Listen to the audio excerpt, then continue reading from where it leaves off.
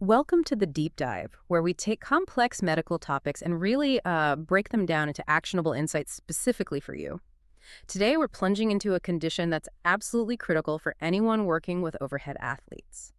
Glenohumeral internal rotation deficit, or GIRD. It's a fascinating area, isn't it? Where the body's natural adaptations for peak performance can sometimes, well, tip over into pathology. Creates a real challenge. Joining us to navigate this intricate topic and to help us unpack its nuances, its impacts, and the best strategies for diagnosis and treatment is Prof. Mo Imam. This is a topic that affects so many athletes, professional pitchers, tennis players, even, well, weekend warriors. Understanding it can really change how we approach shoulder health. Absolutely. It's a pleasure to be here. It's a fundamental issue in sports medicine. So let's start right at the beginning. For our medical audience listening, how would you define glenohumeral internal rotation deficit? And why is it just so common, particularly in these overhead athletes? Okay. Well, at its core, GIRD is fundamentally characterized by a significant reduction in internal rotation IR, we often call it, of the glenohumeral joint. That's the main ball and socket joint of the shoulder, of course. And we see this reduction in the dominant, the throwing shoulder, when we compare it directly to the non-dominant, the contralateral shoulder. Now, what's absolutely crucial to grasp here is that this loss of internal rotation isn't usually an isolated thing. It's very often accompanied by a compensatory increase in external rotation, or ER. Think of it like a rebalancing act by the shoulder. The whole arc of motion sort of shifts posteriorly. So it adapts, essentially. Precisely, it adapts. Now, the most commonly accepted clinical definition, the one we tend to use day to day, is a difference of 20 degrees or more in internal rotation between the throwing and non-throwing shoulders. Oh. So if you measure an athlete and their dominant arm internally rotates 20 degrees less than their non-dominant arm, that definitely flags up as GID. However, and this is where it gets really interesting and frankly where the important clinical distinction lies, not all GIRD is inherently pathological. Right, that's a key point you raised earlier. So how do we actually tell the difference between just an adaptation and a real problem? That's the million-dollar question, isn't it? We differentiate between what we call an anatomical GRD, AGRD, and a pathological GRD, or PGRD. Anatomical GRD represents a normal physiological adaptation, the body's response to the, frankly, extreme demands of throwing. In AGRD, the increase in external rotation fully compensates for the loss of internal rotation, so it maintains a symmetrical co-rotational motion, or TRM. TRM, that's just the sum of internal and external rotation. Exactly, measured at 90 degrees of abduction. So in essence, the shoulder's overall available arc of motion remains balanced. It's just shifted. The athlete gets that extra external rotation, great for throwing velocity, and while internal rotation is down, the total mobility is preserved.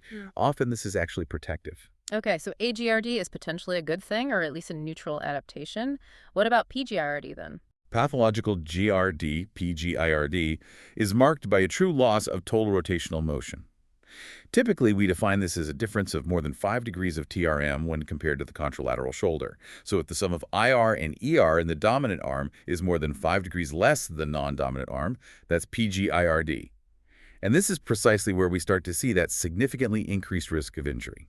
And crucially, a measurable decrease in shoulder strength and function. It's this net loss of total motion you see, not just the IR deficit alone, that really points towards a problem. It signals that the adaptation has gone too far, tipped into maladaptation.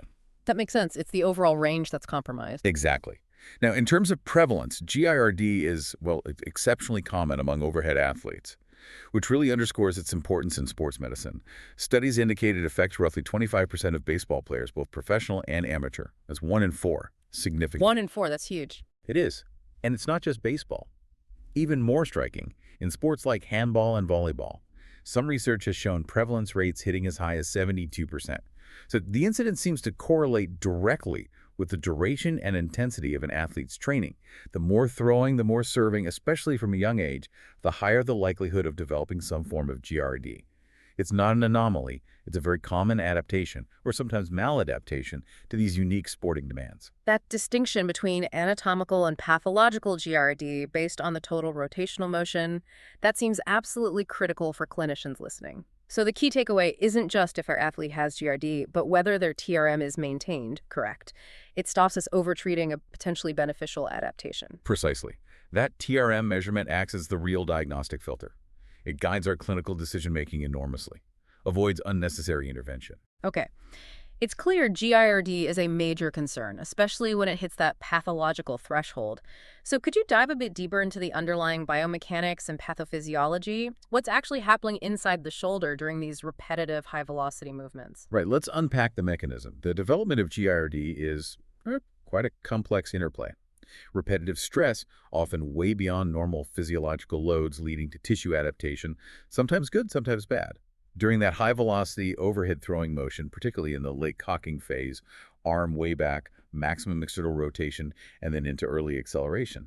Well, the shoulder joint experiences immense forces. We're talking torques over 60 newton meters, internal rotation accelerations exceeding 6,000 degrees per second. These forces push the joint structures right to their limits repeatedly. Thousands of times over a career. Exactly. And the primary pathological process, often the first domino, involves changes in the posterior capsule of the glenohumeral joint. Repetitive motions, especially that extreme external rotation, leads to a gradual tightening, a thickening of this posterior capsule, specifically the postero-inferior part. This capsular tightness, the capsular constraint mechanism we mentioned, essentially pulls the humeral head, the ball, in the opposite direction. So postero-inferior tightness, very common in throwers, tends to cause a postero-superior translation of the humeral head during abduction and external rotation. The ball shifts slightly up and back in the socket during throwing. Almost like it's being levered out of position slightly. In a way, yes. And concurrently, whilst the back tightens, the anterior capsule often gets stretched, maybe even develops microtrauma, contributing to the overall imbalance and potential instability down the line. So it's not just tightness, it's an imbalance front to back. Precisely. But it's not just the capsule either. Recent data strongly suggests that posterior rotator cuff tightness also plays a significant role in GIRD. We've seen internal rotation deficits of up to 15% develop after just a single intense throwing session. 15% after one session. Yes, which is far too rapid for capsular contracture alone to explain. That points towards a dynamic muscular component. The posterior cuff muscles, infraspinatus, teres minor, they can develop adaptive shortening and stiffness from the constant eccentric loading, decelerating the arm after release. This muscular tightness directly restricts internal rotation, adding to the GIRD. So soft tissues, both capsule and muscle. What about bone? Ah, yes, the bony adaptations are fascinating, especially in athletes who start young during skeletal development. These overhead athletes often show increased humeral retrotorsion in their dominant arm. Retrotorsion. So the bone itself is twisted differently. Essentially, yes. The top of the humerus, where it meets the socket, is rotated slightly backward relative to the elbow, compared to the non-throwing arm. This bony change shifts the whole arc of motion posteriorly. It allows more external rotation, good for throwing, but inherently limits internal rotation. It contributes directly to GIRD. Similarly, we sometimes see increased glenoid retroversion. The socket itself is angled slightly more backward. And these bony changes are permanent. Generally, yes, if they develop during growth. Interestingly, many experts believe these bony adaptations are actually protective. They allow that greater ER needed for velocity, whilst potentially reducing stress on the anterior soft tissues, like the labrum and capsule, which might otherwise fail. Which leads nicely into the thrower's paradox, doesn't it? Exactly. The thrower's paradox perfectly highlights this tension, mobility versus stability. To perform at an elite level, throwers develop supraphysiological range of motion, external rotation over 160 degrees, incredible acceleration and torque. But these kinematic extremes place enormous repetitive stress on both the static stabilizer's capsule, ligaments, and the dynamic stabilizer's rotator cuff, labrum. This constant microloading predisposes them to microinstability, subtle joint laxity, and eventually a cascade of injuries. The very adaptations for performance increase the risk. That's the paradox. It's an incredible balancing act the body performs, or tries to. That's a very clear picture of the why behind GIRD capsule, muscle, bone, all adapting to extreme forces. So let's bring this back to the clinic. An athlete comes in maybe with that dead arm feeling or that posterior ache. What symptoms should really make us suspect GIRD, and how do we go about diagnosing it properly, both clinically and perhaps with imaging? Right, the clinical presentation. Well, patients with pathological GIRD often present with a range of symptoms. Though, importantly, it can be painless initially, especially anatomical GIRD, or just manifest as a drop in performance. When symptoms do appear, the classic one is vague shoulder pain, often deep in the posterior shoulder. And it's typically aggravated in that late cocking position of throwing. Right at the point of maximum stretch? Precisely. They might also report shoulder stiffness, maybe needing a much longer warm-up than usual to feel loose. And a key one that often brings them in is a noticeable drop in performance velocity. Control, sometimes described as that dead arm sensation. That indicates a real functional issue.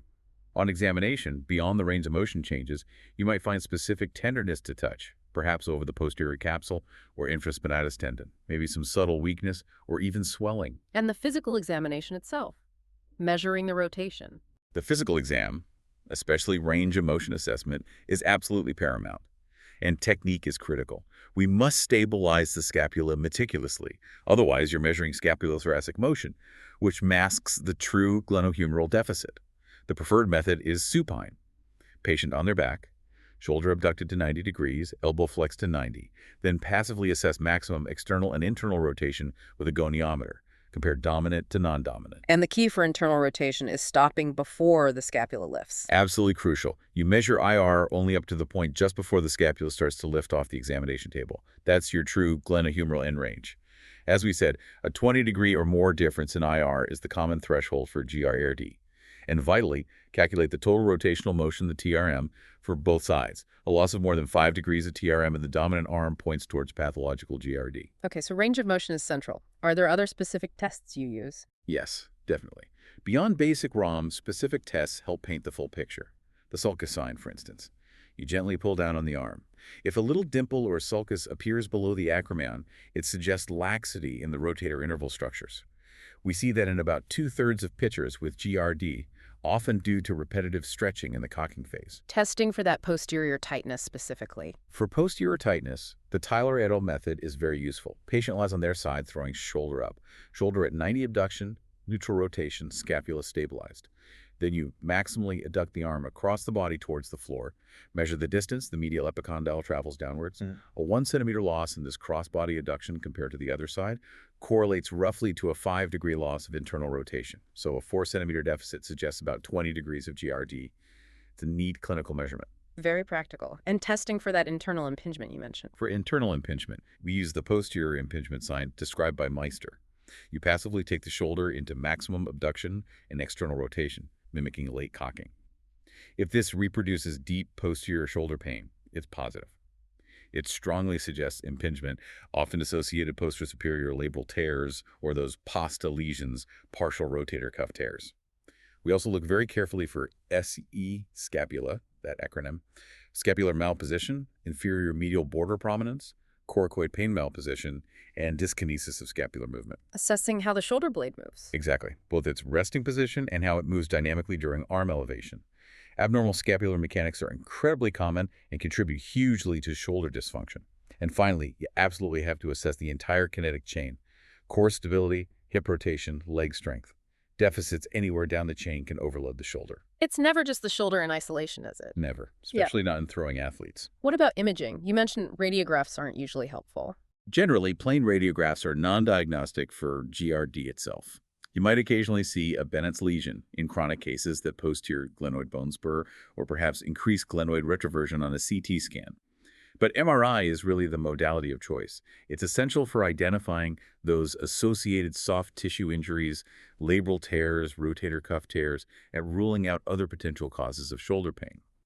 And the ABE view abduction and external rotation position during the MRI scan is particularly helpful.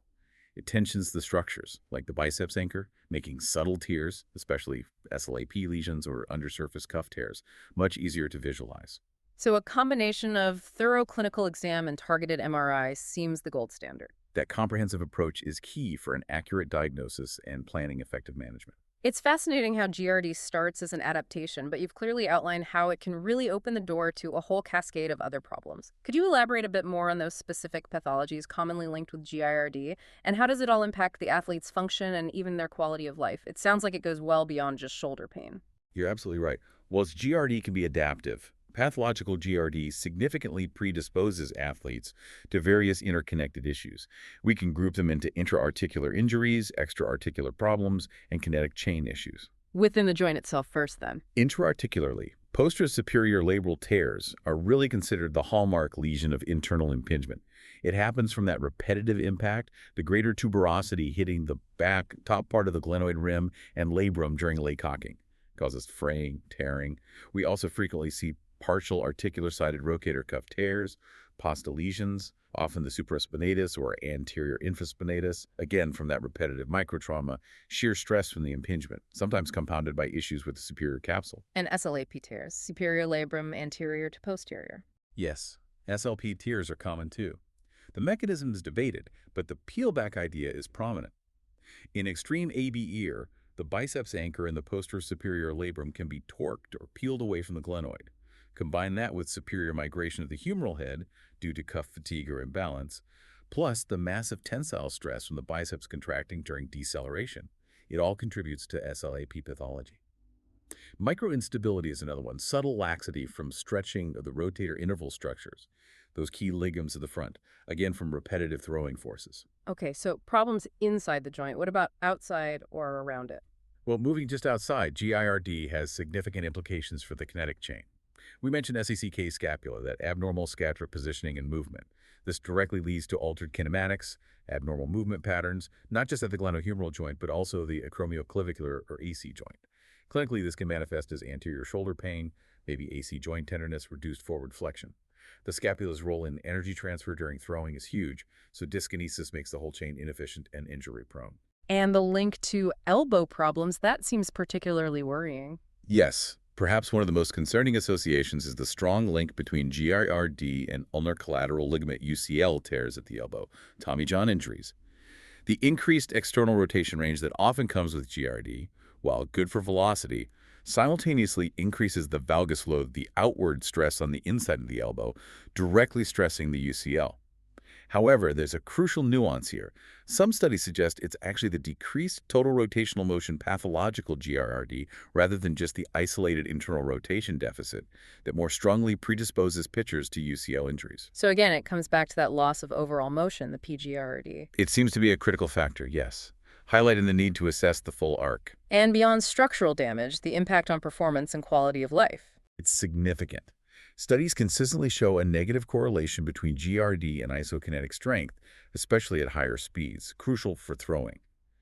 Athletes with GRD are demonstrably weaker muscularly.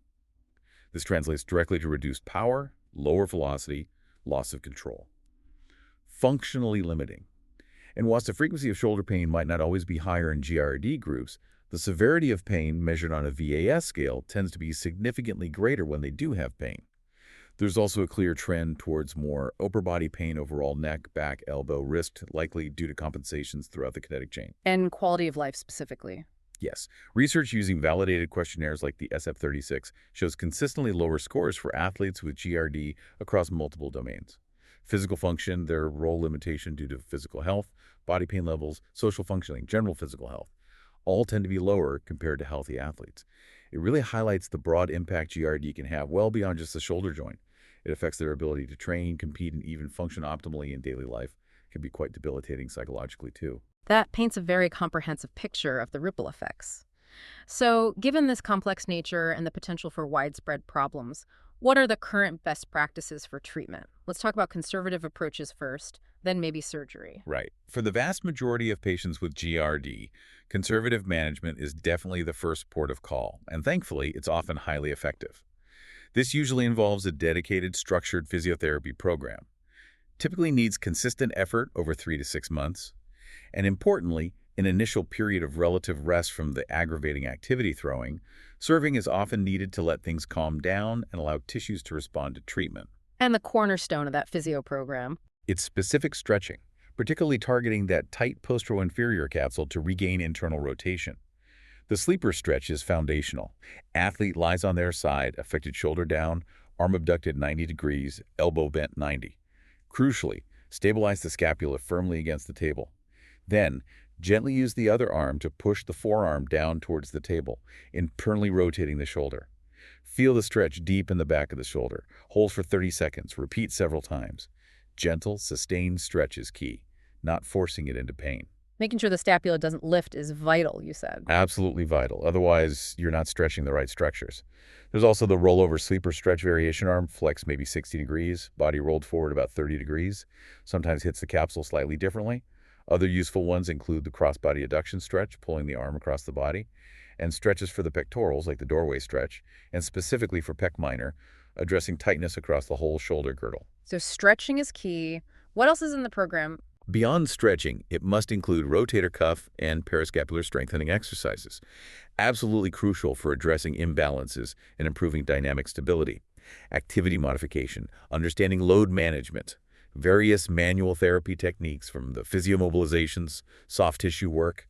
Newer research also supports things like PNF stretching, instrumented manual therapy, myofascial release for improving flexibility and posterior tightness, and, critically, as we keep saying, the therapy must address the entire kinetic chain.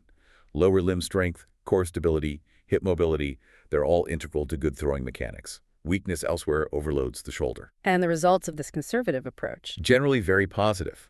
Up to 90% of young throwers can respond well to these dedicated programs. They don't just improve IR and TRM, but studies show they can increase the acromial-humeral distance too, potentially helping with any associated subacromial impingement. Even short-duration stretching right after pitching can restore range of motion, suggesting it's useful for immediate post-activity recovery too. That's encouraging.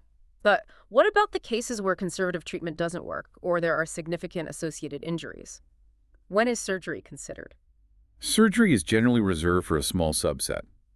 Those who fail extensive non-operative therapy say 3 to 6 months of good quality physio with minimal improvement. Or those who have significant concomitant pathologies that clearly warrant surgical repair in their own right. Think certain types of unstable labral tears causing mechanical symptoms, or large symptomatic rotator cuff tears that haven't responded. And the surgical approach? Typically arthroscopic. Keyhole surgery. Allows excellent visualization and treatment through small incisions. Now, specifically for the posterior capsule tightness, there's some debate, posterior release versus anterior stabilization. However, for a throwing athlete with clear symptomatic postural inferior capsular contracture limiting function, we'd usually advocate for an arthroscopic release of that posterior inferior capsule and the posterior band of the inferior glenohumeral ligament. How is that release performed? We carefully release the capsule right off the glenoid rim, usually from about the 9 o'clock to 6 o'clock position on a right shoulder. You need to see the rotator cuff fibers behind the capsule to know you've gone deep enough. Then an arthroscopic shaver widens the gap slightly to help prevent it scarring back down, followed by a gentle manipulation under anesthetic to maximize that regained internal rotation and flexion. You can get immediate gains of up to 65 degrees, which could be quite dramatic. Wow, that's a significant change. What about repairing associated tears like SLAP lesions? For associated SLAP tears, especially type 2, where the anchor is unstable, arthroscopic repair is often done. Return to pre-injury performance levels is reported in over 70% in some series, which sounds good, but outcomes can be variable. There's ongoing debate about the best technique. Some surgeons now favor biceps tenodesis, reattaching the biceps tendon lower down, as potentially more reliable for pain relief and function, particularly in certain cases or older athletes. And rotator cuff tears in throwers, you mentioned outcomes are less predictable? Unfortunately, yes. For significant rotator cuff tears in lead throwers, surgical outcomes and return to play rates tend to be less favorable, often quite poor compared to non-throwing populations. It's likely due to the high demands, the chronic nature of the tears often leading to poor tissue quality, and the challenge of achieving robust healing that can withstand throwing forces. It remains a significant challenge. So the goal isn't necessarily a normal shoulder on scan. The overarching goal, especially in high-level throwers, is restoring them to their functional baseline with the minimum necessary intervention. Trying to make their shoulder anatomically normal like a non-athlete might not be achievable or even desirable given their specific adaptations. And post-operative rehabilitation is absolutely non-negotiable. It's long, several months, rigorous, and absolutely crucial for regaining function and successful return to sport. Compliance is key. That's a really clear overview of the treatment pathway, balancing conservative care with surgical considerations. So bringing it all together now, what are the key strategies for actually preventing GIRD in the first place, especially with young athletes specializing so early?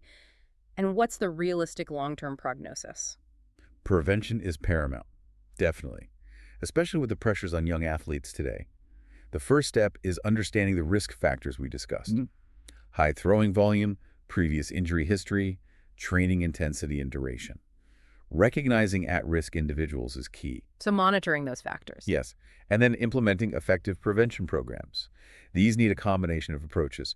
Targeted stretching for tight structures, the sleeper stretch, cross-body stretch, consistently performed, not just a quick warm-up. Equally important, strengthening exercises for the rotator cuff, the scapular stabilizers, serratus anterior, traps, and the entire kinetic chain, core and lower limbs included.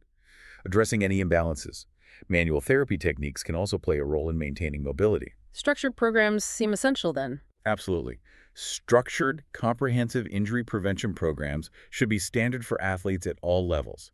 They need to focus on enhancing dynamic stability, correcting muscular imbalances, ensuring proper throwing mechanics, overall athletic development, not just sport-specific skill, and crucially, regular monitoring, assessing shoulder range of motion periodically. This proactive screening allows early detection of GRD onset, perhaps before it even becomes symptomatic. This enables timely intervention, maybe adjusting training load, intensifying stretching, potentially preventing progression to a pathological state. Catching it early makes a huge difference. Makes sense. Be proactive. And the long-term outlook, the prognosis. For GRD, the prognosis largely depends on how promptly and effectively it's treated. As we said, for most, conservative management with dedicated physiotherapy is highly effective. Recovery takes time, several months usually, but a significant majority respond well and return to the previous level. And for those needing surgery? For the smaller group needing surgery, the prognosis can still be favorable. But return to pre-injury performance levels really hinges on strict adherence to those comprehensive, lengthy postoperative rehab protocols. It requires immense dedication. And even then, sometimes return is to a slightly modified level, especially after major repairs. Long-term shoulder health, minimizing recurrence, also requires ongoing attention to other risk factors, strength imbalances, scapular control. It's not a one-time fix. It's about continued management and proactive care throughout their career. What an incredibly insightful deep dive into glenohumeral internal rotation deficit. Your expertise has truly illuminated that journey from adaptation to pathology and the comprehensive strategies available for our medical community. Understanding GID really isn't just about treating a symptom, is it? It's about optimizing an athlete's longevity, their performance, and their overall quality of life. It is a fascinating area. It constantly reminds us of the body's remarkable ability to adapt, but also highlights the critical need for precise assessment and intervention when those adaptations become detrimental. Distinguishing the physiological from the pathological remains the key clinical challenge. If you found this deep dive invaluable, please do consider rating and sharing it with your colleagues. Your insights help us reach more professionals like you grappling with these complex issues. And a final thought. As we continue to push the boundaries of human performance and our scientific understanding grows, how might our approach to these subtle adaptive changes evolve? What new frontiers in prevention, perhaps using wearable tech or advanced biomechanics, or even personalized treatment strategies, might we see emerging in the coming years?